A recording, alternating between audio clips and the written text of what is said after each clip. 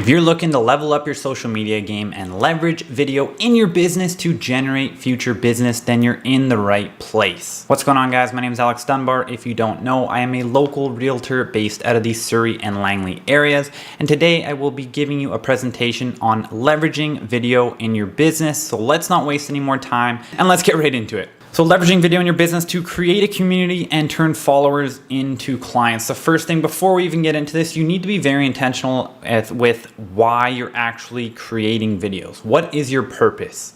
Are you trying to generate deals, or are you just looking for likes and follows? Or maybe you're looking for something else. You're looking for brand deals or partnerships or something of that nature. But I would say the majority of us in real estate are looking to generate high ticket sales, which are selling houses. So why should we be using video? First of all, personal brand is everything these days. People are hiring you for who you are. Like I hate to say it, but your brokerage or anything else plays a very little part in why people are hiring you. I've asked a large number of people if they, number one, care who I work for, or if they even know who I work for, or if they would care that I went elsewhere. And again, the large majority of them didn't care. They're hiring me for who I am. Attention is the new currency. Right? As I have a quote here, one of my favorites is visibility beats ability. I don't care if you're the best realtor in the room, in the country. If nobody knows who you are, you can't win that client.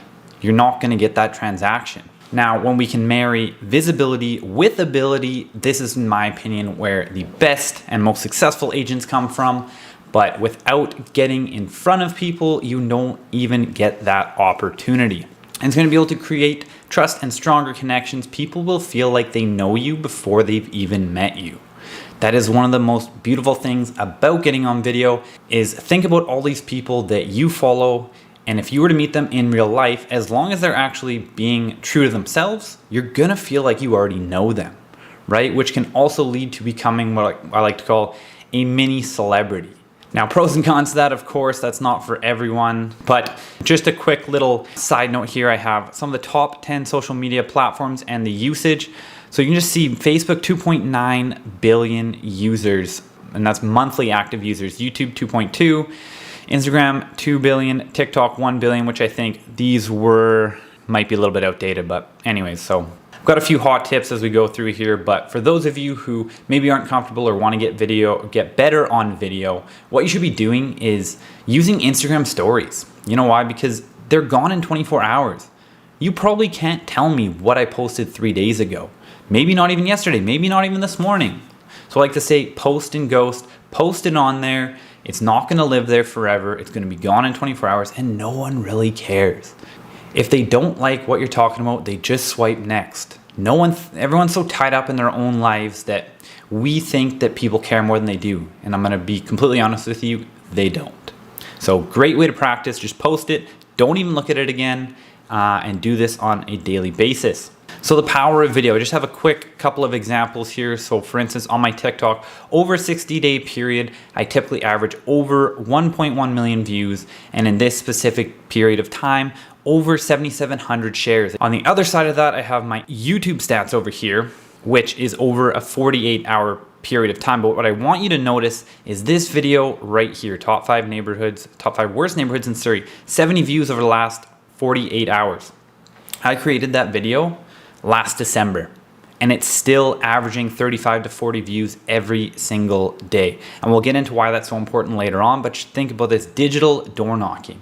I created that video one time, and it's introducing me to people digitally over and over and over again, as well as in my sleep. Because a lot of people that are watching these videos aren't necessarily in the same location or on the same time zone. So they're working for me even when I'm sleeping, prospecting even when I'm sleeping. And as all of you know, that prospecting is pretty much half of our business. So it works 24/7. And in my opinion, these are some of the highest quality leads. The only thing I would obviously put ahead of it is repeat and referral, but leads generated through video are the next best. Without a doubt, in my mind, 9 out of 10 people that come to me that found out about me through video have already made up their mind. There's no competition. They're not coming in and saying, hey, we'd like to interview in 3 other agents. It's, hey, Alex, we've been watching you for 6, 12, 18 months. We really like what you do, how you present yourself. We'd like to work with you. Or a lot of times it's, can we work with you? Do you have the ability to work with us? And then lastly, just the ability to repurpose and reuse. So your videos are digital assets. A lot of times we will just post it one time and not post it again. And that's okay if we are improving our video skills. However, I'll show you throughout this presentation how we can use them over and over and over again.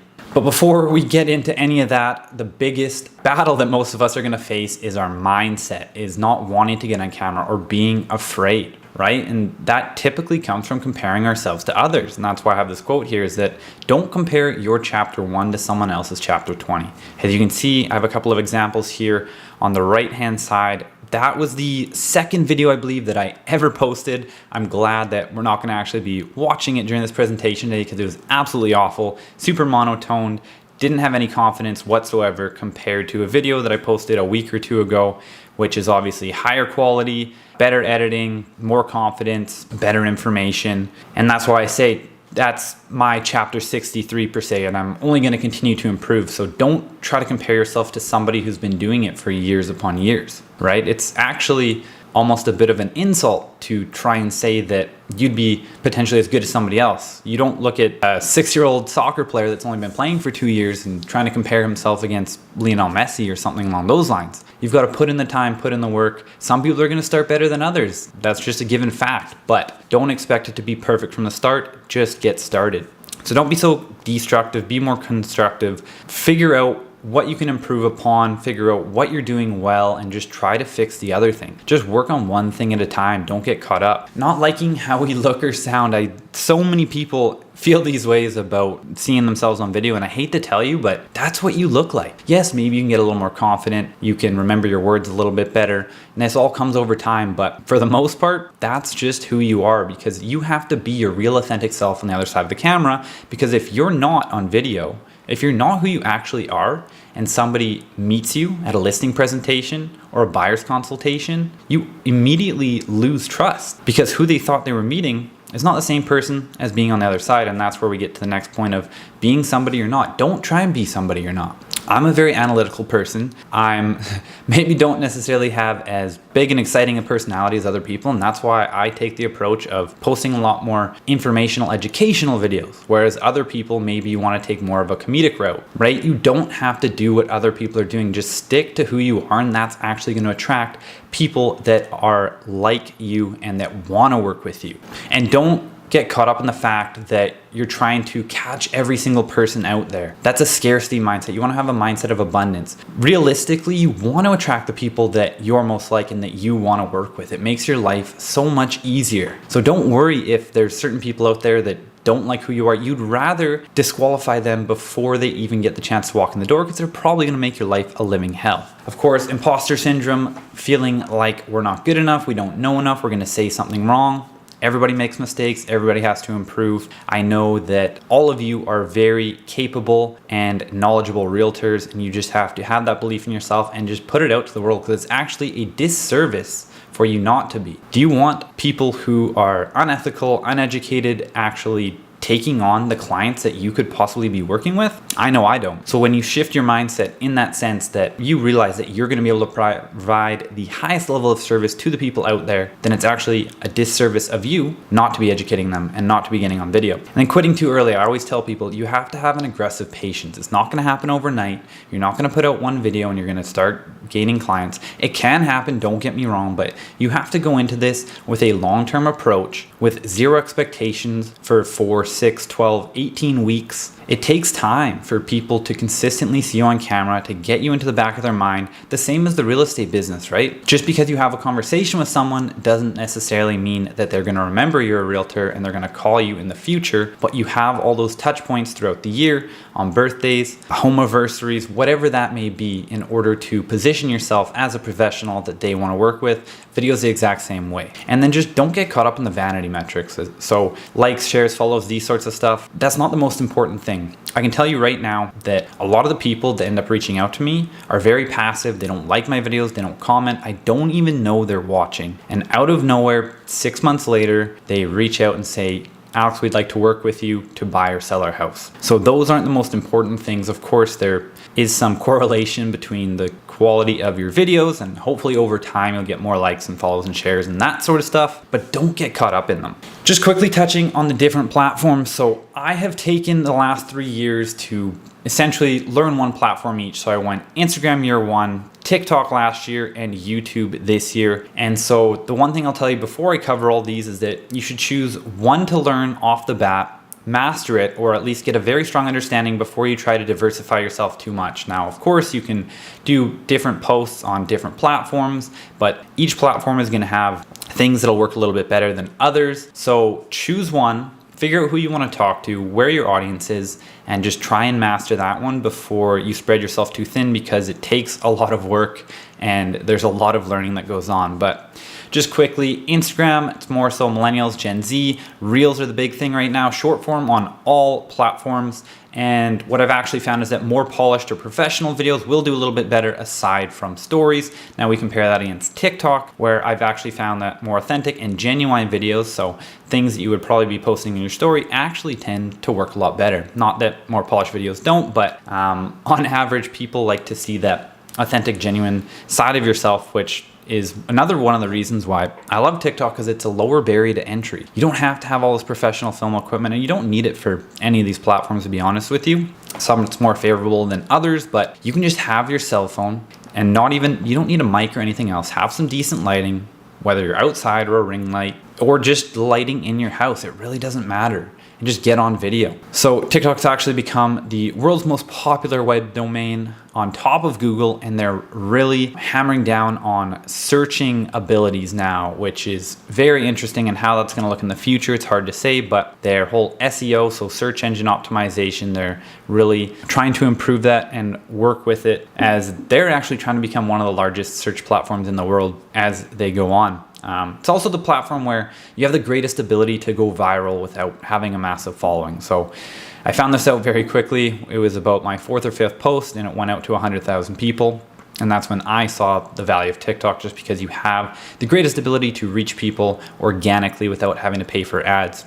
Now, quickly going back to Facebook, it is typically a little bit of the older generation that spends more time on here. It actually is probably one of the most dynamic and functional platforms, but it is dying off just because you can have links and other things of this nature. So I wouldn't completely ignore it. But one thing I'll point out, that if you have a business page, they actually limit your reach to your audience, like to an extreme amount, right? Like only 5% of your audience, if you have 100 followers, only 5 people are going to see most posts. Unless they get a ton of engagement, then sometimes it'll get pushed out a little further. But the whole reason behind this is Facebook wants you to pay in order to show it to the audience. And that's why so many people are really enjoying TikTok right now, because of the ability to organically reach people. And then YouTube, my most recent endeavor, second largest search engine in the world. Guess who owns it? Google. And that'll be very important, which I'll get to in a minute, because of the fact that you can actually search for something on Google and YouTube videos will be suggested or pop up for you. They also are gonna last a lot longer. You post a reel, it's pretty much gone in 2 or 3 days. If you're lucky, it might stick around for a week or so, but nobody's really going and rewatching these or searching for these short form videos or Instagram TV or anything else on these other platforms, whereas YouTube is actually the place that people go to learn things, how to, what to do, these sorts of things. And now they've also introduced YouTube Shorts, again, to combat TikTok, because that's where all the attention is these days. So does the number of followers matter? In all honesty, it really doesn't. What matters is community. I would way rather have 100 loyal followers who could potentially transact than 10,000 that just care about watching my videos for entertainment purposes. So if you can really build a relationship with the people that do follow you, that are within your sphere, that can potentially become clients, that's all that really matters. And at the end of the day, I like to use this example of, if I gave you 1,000 clients right now on your doorstep, could you service them? No. Most of you, I mean, what's the highest number of transactions in a total year-long period in the Fraser Valley? Maybe 250, something around there, with a massive team, right? But how could 3 transactions, 5 transactions, 10, 15, 20, could that impact your business over the course of a year? That's what you have to think about. Again, it's great to gain a bigger following, and it gives you a little bit more authority and a larger audience, but don't get caught up in that. You don't need to have a ton of followers to actually get business from it. So just a couple of tips for optimizing your profiles on these different platforms. So more or less, this is specifically for TikTok and Instagram right now. as well as Facebook as well, but you want a clear image of your face. If you have a team, I would even suggest having pictures of your faces if it's not too big. Understandably, that if you have a team of 5, 6, 7, may not really make sense and you may want to use your logo, but I can tell you right now, people want to connect with people, right? And if they see a face on the other side, there is this deeper level of connection than if they just see a logo. So at every chance we can, we want to be doing this, and we want to be consistent across platforms so that when people are repeatedly seeing us, that is what is stuck in their mind, right? Building brand equity essentially. And so how can we create a powerful bio? You have to think of your social accounts as a digital business card. I don't even like handing out business cards anymore. I try to get people to follow me on Instagram. Why is that? Because it's a living, breathing, updated business card, right? If I can have them watching my stories, seeing my posts, keeping up on track with what's going on in my life every single day versus just taking the business card, which is number one, probably going in the garbage as soon as you've entered their contact info, if you even enter their contact info into your phone, versus this where you have an open line of communication at any time. You can see what they're doing, they can see what you're doing. And it's just a far better way, in my opinion, to operate in this day and age. Not to say that cards are useless or anything else, but I just find it a lot more useful and strategic. So as soon as someone comes to your profile, we want them to know exactly who it is that you are, what you do, who and where you service. So here's an example here, Langley Real Estate Agent. I make buying and selling easy, helping buyers and sellers and investors win, as well as we want to have a link either to your website, to book a Zoom call with you, whatever that is that you want to drive traffic to. Now, a little tip here is to use Linktree if you haven't heard of it. This allows you, because you're only allowed one link in your bio, but you can have that link open up into multiple other links. So for instance, mine, I have book a call with me, get a free home buyer's guide, join my Facebook group, take my course. I have all these options so that people aren't narrowed down to only being able to book a call with me. But there's different strategies there. You just want to make sure that you're easily findable. Now, one thing I'll suggest is actually having a location. Now, some people don't like that idea because they think, oh, if someone comes to my profile and they see that I'm a Langley realtor and they live in Surrey, they're not going to call me. I can tell you right now, that doesn't happen very often. I think I've had one person over the past 3 years that has said, I see that you don't service my area. Can you recommend me to someone who does? Now we ended up actually talking about it, and I did end up helping them out anyways. But what this is going to do is just make you more searchable. So for instance, over the past couple of years, I've been building up a referral database for people across the country. And one of the ways I found them was actually through social media. So looking up, Toronto Realtor, Edmonton Realtor, Calgary Realtor. And then that started an initial conversation. I didn't just work with someone because I like their social profile, but it led me to a couple of different people who I've actually referred business to, right? So it can work in more than one way. Now, if you're worried about coming up with ideas for content, what sorts of videos to film, I'm sure you have a decent amount of ideas, but people always worry about running out. So one of the key things I say is just think about what are the most common questions that your clients are asking. What are you answering on a daily basis, weekly basis, monthly basis that you can get ahead of the curve and answer already? What are some problems and solutions you're running into? What are some tips, tricks, and life hacks, right? Real life scenarios and stories. Share some stories. Obviously, keep your client confidentiality, but people love stories. If you're a good storyteller, leverage that. Property tours. And a little tip here is that if you don't want to be on camera, you can take the property tour and afterwards do a voiceover on top of it to maybe highlight and showcase some of the things within that property, right? This is a great way. I do this all the time. Especially, it's tough to memorize maybe if it's got a bunch of high-end appliances or countertops or whatever that may be. Then you can go back afterwards, have it a little bit more planned and scripted out, and then just do it over top. Makes things a lot quicker as well. You can be in and out of the property very quickly. Reaction videos. Leverage other people's videos that have already done well. If there's a viral video, specifically in the real estate industry, you can do what they call a remix or another video of this sort where maybe you're side by side with them and you're just reacting or giving your opinion while that other video is going on. And we already know that that other video is popular and is going to get people's attention, so leverage it in order to get more views, followers, likes, whatever that may be for yourself. Trending topics and news headlines. There's always stuff going on. Just follow a couple of different pages like Western Investor and Daily Hive and things like this whenever there's news from BCREA or anybody else. And then be the first to get on top of that. Make a video about it. Just educate people, provide an opinion. Just do a little bit more than all of your peers are doing. This or that. So this is something you can utilize in your stories. You may or may not have seen people do it before. Maybe you're posting 2 separate kitchens and then you have a little poll and you go, this one or that one, what do you prefer? Now this is gonna have 2 benefits. Number 1, people are engaging with you. They're seeing what you're posting. And number 2, it's actually going to tell the algorithm that people are interested in what you're doing, and it's going to show you higher up in their feeds and further up in their stories in the future, which will get you in front of more eyeballs. So quick little tip here. And then best of or top list. So maybe you want to go 5 best neighborhoods in Surrey or 5 best things to do before selling your home. Just little things like this. And if you're really struggling to come up with content ideas, just recreate content that's worked well for you in the past. Look back, see what's done well, and just recreate it and frame it a little bit differently.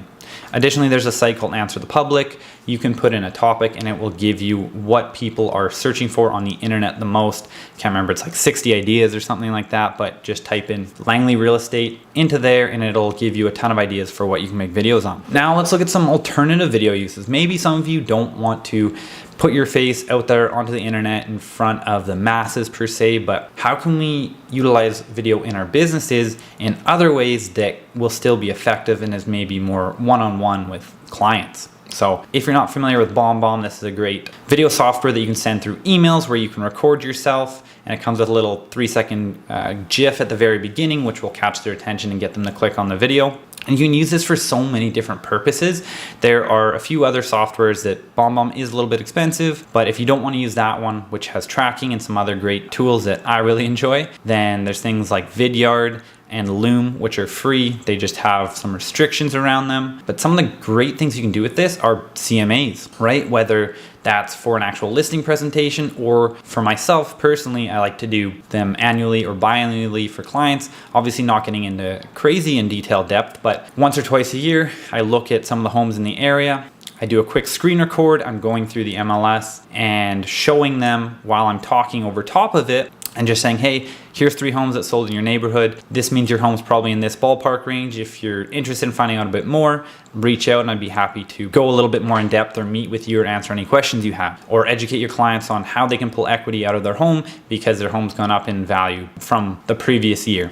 There's just so many ways we can use it. I really like it for the buying and selling processes. So one of the things that I do is, again, and this is a repurposing form of video, as you can see at the bottom, I send this to all clients as soon as we are going through the offer process, and sometimes even before, just to get them familiar with what the strata documents are and what to look for. So I have a 20-minute video where I'm sharing my screen, as you can see here, with my face in the top right corner, and it's just going over a set of strata documents at a high level, just foundational knowledge, so that I don't have to continue to answer the questions that I'm answering over and over and over again. I do a high level over what are the different documents that you're going to be looking at, what's the point of them, what should you be looking for, and then when my clients are coming back to me after that, they're asking more important questions that are more specific to their situation or case versus what is a depreciation report, what is a Form B, what should I be looking for. They'll actually come back and say, hey, I noticed that, there's only $200,000 in the contingency reserve fund, versus what is a contingency reserve fund and is this good or not? So we can just save ourselves a lot of time by using these over and over again. Plus, that YouTube video is existing on the internet already, so if anybody goes on there and is trying to learn about different strata documents, they may come across my face as well, and who knows, that could always turn into a lead at some point in time. And then just another little tip I like to give some people is, instead of phoning, do a FaceTime, right? It's similar to a Zoom, but maybe you're calling them to let them know that they got an accepted offer, right? Like, how much more exciting is it to actually be looking at their face than just being on that phone call? Or if you're having a conversation with them about, maybe you're running a counter offer, you can actually see how they're reacting on the other end, which is a lot more powerful, right? When we can see what their expressions are and their body language, that can be more powerful than words sometimes. So quick little tip there. And then presenting offers. So I've done this many times in the past where I'll actually film a video of myself. Instead of sending over a letter from my clients, I will get on camera myself. I will give them a little bit of a backstory, and I will also explain our offer rather than just sending it over and kind of maybe hoping and praying. And so I especially like to do this when maybe it appears that we're coming in a little bit low, but I have a ton of data to back it up. So I'll be sharing my screen and showing them how I came up with the numbers and why we are doing what we're doing.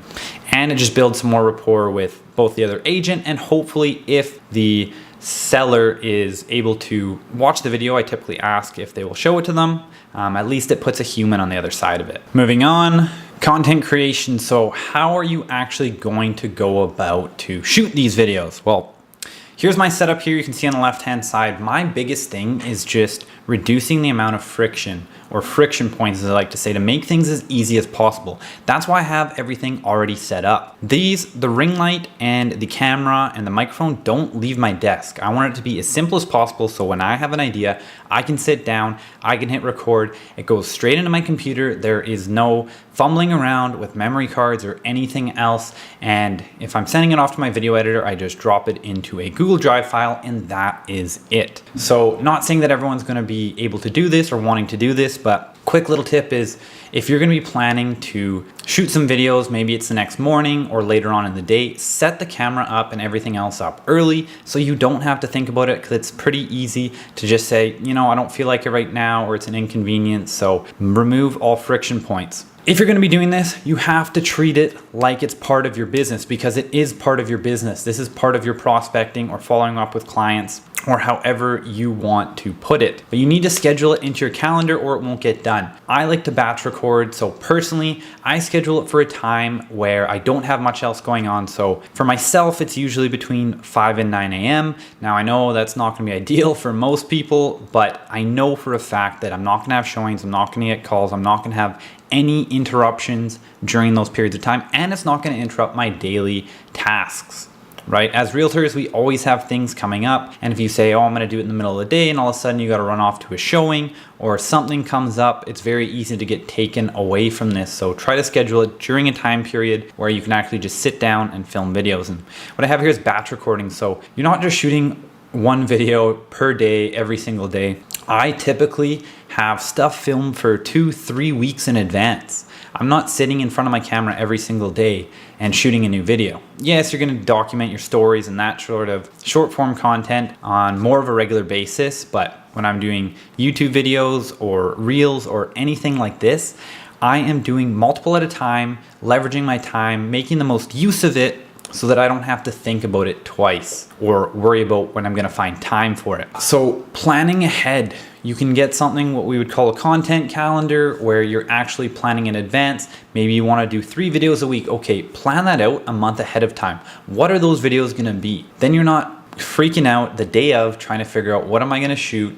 When am I gonna post it? Just have it planned ahead of time, right? If it's not in your schedule, it's not gonna happen. It's so much easier to avoid it. So you got to treat it as part of your actual business. Another easy thing, if you're busy like most of us are, schedule it. There's scheduling apps, which I'm going to get to in a minute, that you can pretty much schedule out a whole month in advance or a week in advance or whatever is going to work best for you. But there's so many different tools we have at our disposal to make our lives easier and to not be feeling like we have to be sitting behind a camera every single day. So just quickly wanted to go over my equipment that I have. Now, you can do whatever you want. You really don't need any of this. You just need your iPhone. If you have an iPhone that's iPhone 10 or later, the camera quality is phenomenal. You don't need anything else. If you're in a decent room that has decent sound, it's gonna be great. You can get a microphone, which would be maybe one of the next investments I would make. Just a cheap one even makes a huge difference. But for me personally, I have an 18-inch ring light, a camera. This is the Canon M50. I've done a lot of research. This is kind of the most popular YouTube vlogger camera, for instance, just because mine sits here and just shoots me sitting in this spot. I'm not taking it out and going around to houses or anything else. It's perfect. They have a second version of this that's come out and the quality is even better. But as I said, you don't need this. It just makes my life so much easier and does shoot in higher quality. Microphone, so we got 2 types. We've got the stationary one, like I have right below me, the Blue Yeti. That one doesn't leave the house. And this is gonna be your best bang for your buck. I think they're about 160 bucks right now. The one that is a level up from this, you're probably looking at around 400. I think it's the 𝐄𝐸 or something along those lines. Pretty much anyone with a podcast is using that, but that's why I say, if you have a little bit of a budget, this is what I would suggest. However, again, not mandatory. You can go with a lapel mic. So I have a little lapel mic as well. These are 30 to 50 bucks and also are perfect when you're mobile. So maybe if you shot a listing video before and the videographer has hooked you up to it, that's exactly what this is. They're not very expensive. They make a huge difference. That's all you really need, especially for outdoors or somewhere where you're not gonna be able to capture the sound as well. And then lastly, stabilizer, again, just a little tool. I don't use it that often anymore, however I used to, but essentially you can be walking, whether you're taking a selfie video or you're taking a video of a property, or maybe you're shooting B-roll for a community tour or something like that. It's gonna keep the shot stable, even though you're walking, you're moving up and down. It's a lot smoother and easier than, you know, being all bouncy around if you were walking, again, with your iPhone or something like that. Just another tool that you could add to your arsenal, but not mandatory whatsoever. So just a few of the tools and apps that I like to use. So some of the scheduling apps I have listed here.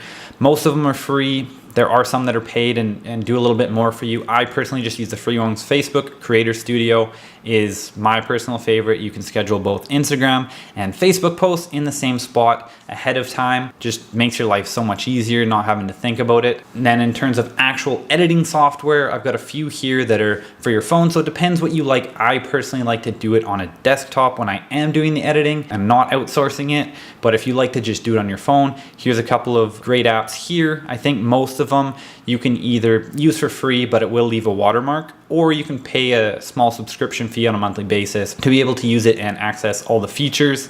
If you've ever wondered how to get captions or some of the more cool looking modern captions, this app called 𝐄𝐸𝐴𝐻, surprisingly, is a great one for that, but not mandatory because the apps these days will do it themselves. TikTok, Instagram, Facebook, and YouTube. They will all have closed captions or caption subtitles that the app themselves will understand what you're saying, and you can put them in your video for free. So you don't even necessarily need these. These ones maybe look a little bit cleaner, nicer. Again, not mandatory. For video editing at a desktop, I personally use Filmora. The best out there is probably Adobe Premiere.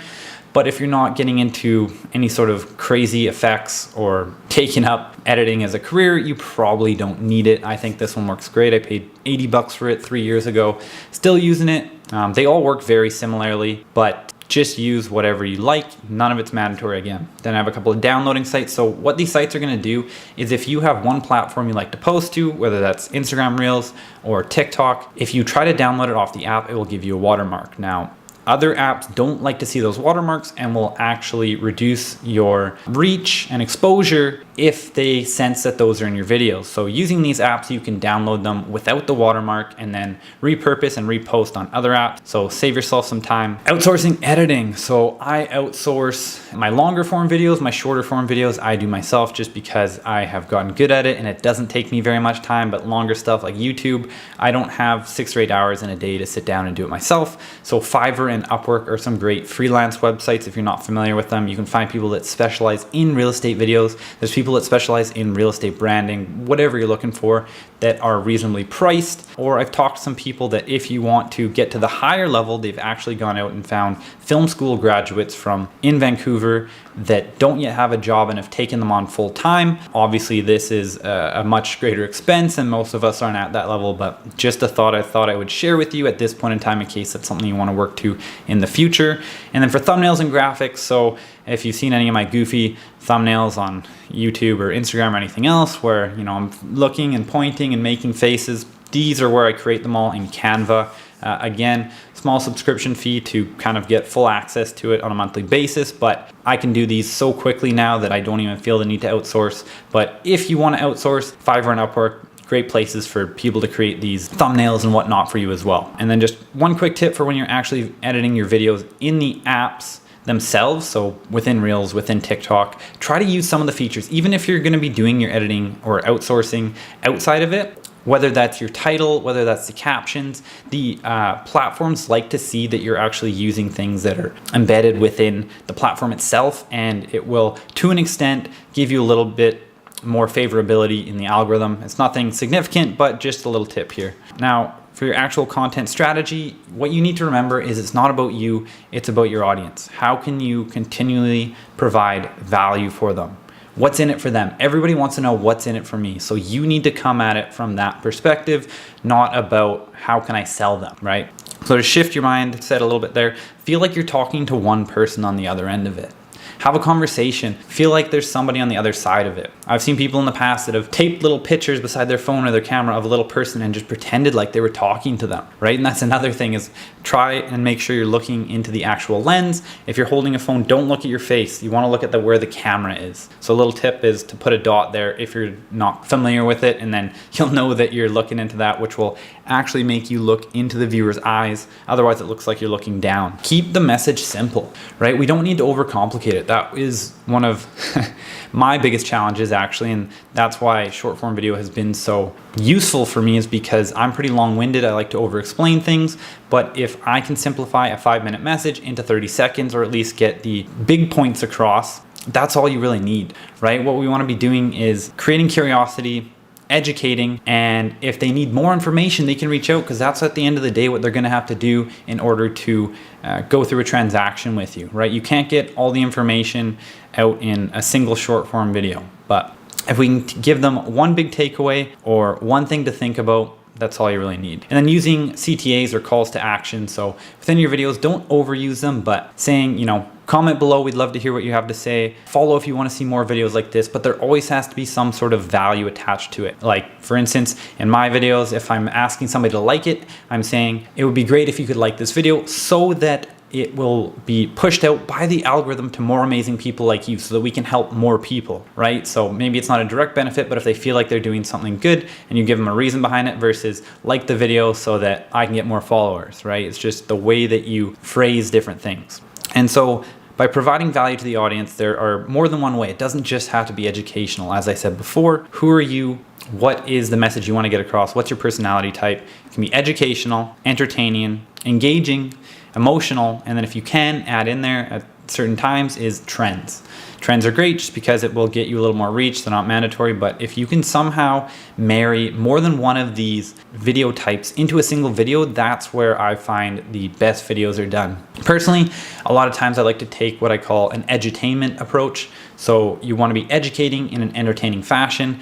That's why maybe you'll see some stupid videos on TikTok or elsewhere where I'm role playing or lip syncing over something, but the message in behind it is actually something important that you're educating someone on to keep their attention, which will actually generate the curiosity and keep them watching the video, versus if I'm sitting here boringly saying, the minimum down payment on a house is, between 5 and 10% if the house is under $1 million, right? Like, how can I spice that up a little bit? Don't oversell, continue to provide value. The Gary V method, jab, jab, jab, right hook, which is value, value, value. And then eventually when you ask for something, your audience is more likely to give it to you. So for the short form videos, we have a bit of a structure for how we like to create these videos. You need to catch the attention in the first 3 seconds. This is what we call the hook, something to keep them watching, right? So I have an example below. One way you can do it, if I just come straight at you and I say, you should always get a home inspection when you're buying a home. Okay, you've heard the information, you're swiping away, right? Versus, here's a $20,000 mistake you want to avoid when you're buying a home. Now you got me thinking, I don't want to lose money. I don't want this to happen. What could it be, right? You're almost challenging yourself to see if you know the answer and you want to hear what's coming next. So that's why you would put the hook and then we would put the problem, and maybe you say, most people when they're buying a home don't realize what's actually hidden behind the walls, or something like this, of this nature. And then you're continually egging them on to keep watching and keep watching, keep watching. Don't give them the solution right away. The goal is always to keep them watching and then provide that solution or provide that value piece sometime later in the video rather than right up front. So I'm not going to go through these in detail, but I'm happy to send this out to anybody who wants it. I have a sheet where it's kind of my TikTok or short form tips and kind of what works best, and they're not something you need to live by, but just some things, especially if you're getting started, that it's a bit of a framework you can try and follow. So video length, I tend to find that if it's a little bit shorter, it tends to work better. So I have 15 to 30 seconds, but not too short. You don't want it to be 3 or 5 seconds. So not less than 8 seconds is what I like to see. Hashtags for short form video, 3 to 6. You want a couple of them niche, very specific, and a couple of them broad, right? So for example, real estate would be broad, but Surrey Realtor would be a bit more niche. You want good lighting and good sound. The algorithm is going to favor this. Trends, as I already talked about, you can try and jump on a few of these and adapt it to your own niche. So see somebody else doing it in whatever their niche is. Maybe it's fitness, maybe it's nutrition, and can you adapt that and bring it into real estate? Orientation, if you're doing short form videos, vertical, always vertical. Don't do horizontal. The algorithm hates it, the user hates it. It's just not good. Stay away from it unless you're using it for Facebook or YouTube. Captions, always use captions when you can. So as I said, most of these platforms will now offer it for free and will actually pick up what you're saying and put it in for you. Now, sometimes you have to go back and change a few things if you're not being clear with what you're saying. And again, that's another good reason for having clear sound, because the apps will better understand what you're saying and will make less spelling mistakes. Also, there are those that are hard of hearing, so it's great for them. And I think the stat was like over 80% of people watch videos, especially on Instagram, with the sound off. I know I do a lot of times, so if you have those captions, it will still keep them watching even if the sound's off. If you don't have them, people are gonna swipe away if they don't know what you're saying. Intro, as I already talked about. Short form videos, you got 3 seconds. Catch their attention, get them thinking about something, get them curious, because you need them to continue watching and not swipe away, because we're like goldfish, and I think the average human attention span is like 7 or 8 seconds now. So you don't have very much time. Video text, so if you're gonna use a title, so as you can see my example here on the right-hand side, don't cover your face, don't have it covered by the description right here. Usually I have it somewhere in the middle, but just be aware of that and don't have it covered by the right-hand side as well. You can preview these videos to see if that's gonna happen, but just something to keep in mind. Music, it's always great to have background music or trending sounds. Even if you're not gonna have the volume on, turn the volume all the way down, but have the song in the video. It will help give it a bit of a boost to the algorithm. And then pattern interrupt. So if you watch any of my videos, what pattern interrupt is, you don't have to sit there and talk to the camera for 30, 45, 60 seconds straight. You can do it in little 8-second chunks. That's what I do all the time, and it actually is super helpful because number one, you're getting your message across quickly and concisely, and the fact that there's these little interruptions within your speech and maybe your background or something else, and that is actually going to keep your viewers' attention longer versus sitting there and going but, or pausing, which again, it's not the worst thing in the world, but this just helps to keep viewers' attention. Other types of pattern interrupts, as I said, change of background, having the words on the screen, anything abrupt, movement. It's all just trying to keep their attention for a little bit longer. And then talking about how the algorithm actually works. So you have all these different forms of engagement. You got views, likes, comments, video integrity, new followers, audience retention, average video length. The bottom 3 are the most important. So your number of views, number of likes, comments, these things aren't as important. They do play a role, but what you really want is average video view length is the most important. So if you can make sure that people are watching right till the end, give them a reason to watch right till the end, that is going to help push your video out to more people. Audience retention, making sure that they're staying on the platform, they're watching your video all the way through. And then new followers gained, shares, saves, all of these things can be tracked by the apps. And again, shows the app that people enjoy what they're watching and will want to push it out to more people, because at the end of the day, you have to think about this, is that the main goal for every platform is to keep you on there for as long as possible, because that gives them the ability to potentially earn revenue from you because they have people that are paying them for ads and other things of this nature.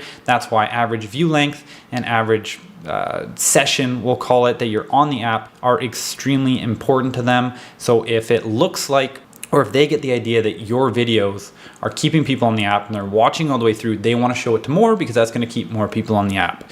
And then just really quick rundown of how the algorithm decides how many people it's going to go out to.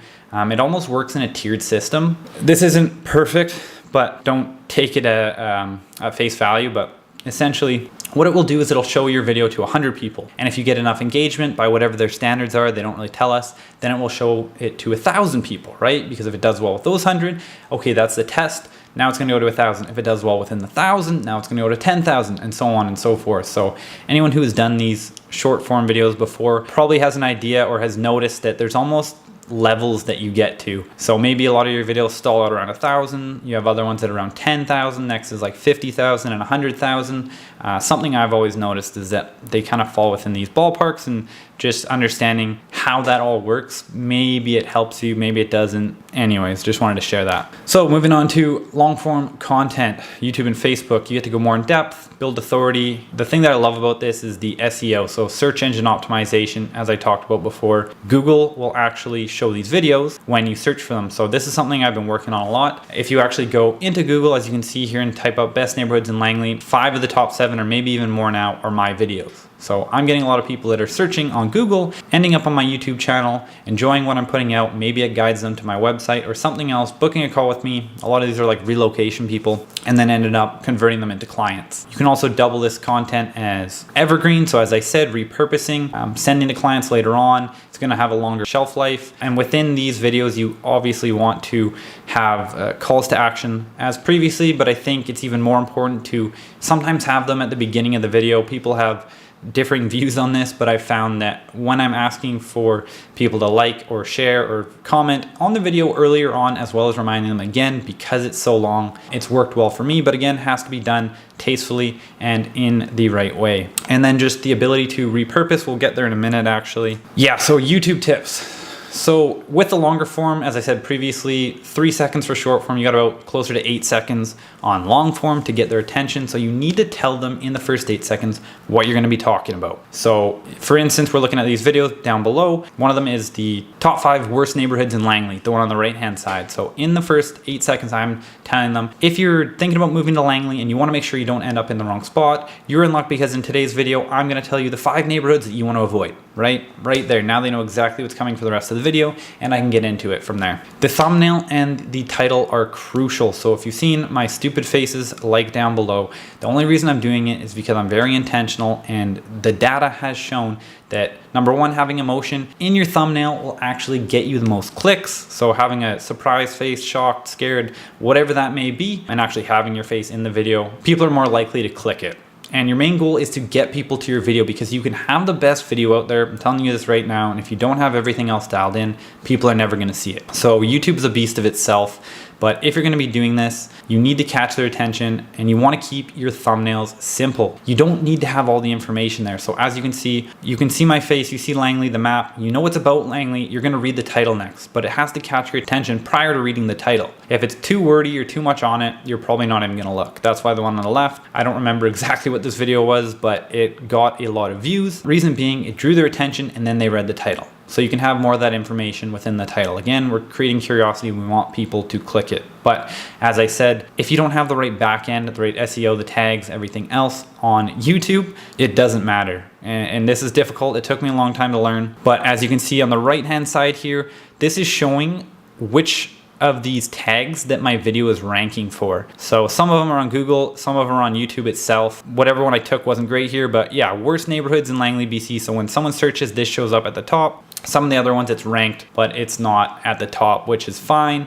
We want to try and dial these in to make sure that it's showing up at the top as much as possible. A couple tools that you can use that will show you and suggest keywords are TubeBuddy and vidIQ. I could do a whole nother presentation on YouTube, so I'll leave it at that for now, but always happy to help. Just reach out and let me know. Now, repurposing long form content. This can be one of the best strategies out there, especially if you're short on time, because all you have to do on a weekly basis, for instance, is shoot one long form video. Could be 20 minutes, 30 minutes, maybe even shorter than that. Now, once you've shot that, you're gonna send it out to your editor. If you're not doing it yourself, they will make you a long form video. You can repost that on YouTube, Facebook, LinkedIn, anywhere else. You can also have them turn it into multiple short form videos. So if you're covering 5 different points in your video, each of those 5 points can now become a short form video, and you don't even necessarily have to reshoot it. It can be repurposed, right? You can also turn that into a blog post. There is tools and software out there. So as I have here, Descript, you can put the video into it and it will actually turn it into text, which can then be turned into a blog post, put on your website or on Google or wherever that may be. And again, you're just getting the most use. You're squeezing as much juice out of that single video as possible. You can make a Twitter post from one of the facts or statements that you made in your video, as you see down below here on the left-hand side. You can screenshot part of that video and overlay text on it.